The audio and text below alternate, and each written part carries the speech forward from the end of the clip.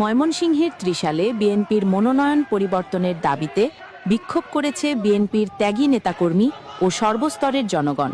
এতে ঢাকা ময়মনসিংহ মহাসড়কে কিলোমিটারব্যাপী মানুষের ঢল নামে। এ সময় কিছু সংখ্যক লোকজন কাফনের কাপড় পরে মনোনয়ন পরিবর্তনের দাবি জানান।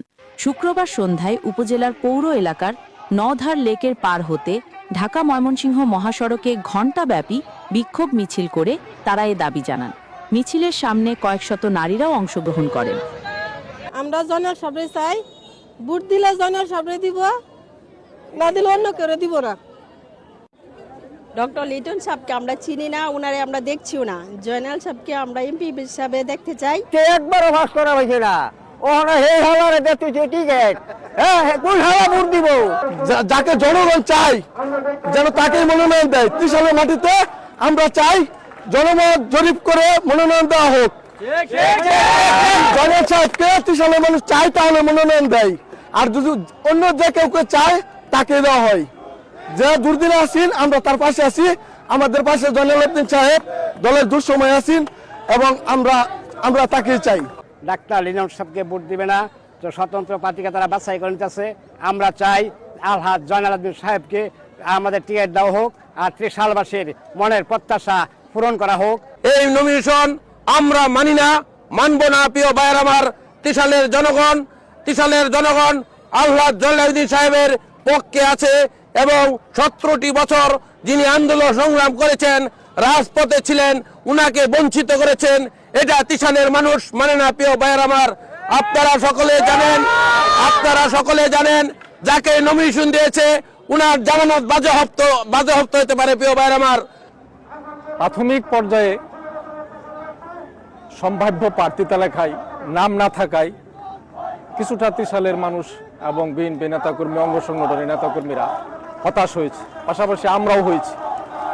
তাই আমরা সুশৃঙ্খল এবং শান্তিপূর্ণ উপায়ে আন্দোলন করে যাচ্ছি, দাবি জানিয়ে যাচ্ছি আগামী চূড়ান্ত তালিকার আগে যাতে ত্রিশালের মনোনয়ন পরিবর্তন আসে এবং আলহাজ জয়নাল উদ্দিন সাবেক উপজেলা চেয়ারম্যান, সাবেক উপজেলা বিএনপি সাধারণ সম্পাদক নাম চূড়ান্ত তালিকায় অন্তর্ভুক্ত হয়। এটি আমাদের দাবি না শুধু, এটি সারা উপজেলায় সমস্ত বিএনপি নেতাকর্মীদের দাবি।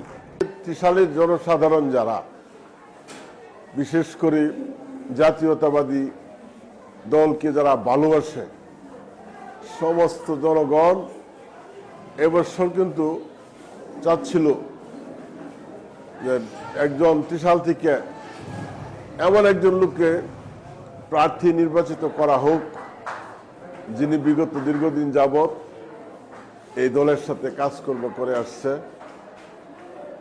দলীয় লোকজনের খোঁজখবর সবসময় নিয়ে আসছে। বিশেষ করে বিগত যে 16-17টি বছর এই স্বৈরাচার শাসন আমল গিয়েছে, সেই শাসন আমলে যিনি সবসময় এই ত্রিশালে উপস্থিত থেকে রাজপথে থেকে নেতৃবৃন্দদেরকে নিয়ে বিভিন্ন কর্মকাণ্ড, দলের সমস্ত কর্মকাণ্ড করেছেন, এই ধরনের একজন লোক এই ত্রিশালের সাধারণ জনগণ আশা করেছি। আমরা আশা করি আমাদের সিনিয়র নেতৃবৃন্দ যারা আছেন তাদের যাতে আবারও এই ত্রিশাল সম্পর্কে একটু চিন্তা ভাবনা করেন, তারা যেন আবার ত্রিশাল নিয়ে একটু ত্রিশালের খোঁজ খবর নিয়ে জনগণের চাহিদা মোতাবেক একজন প্রার্থী এই ত্রিশালে তারা যেন তাকে নমিনেশন দেন।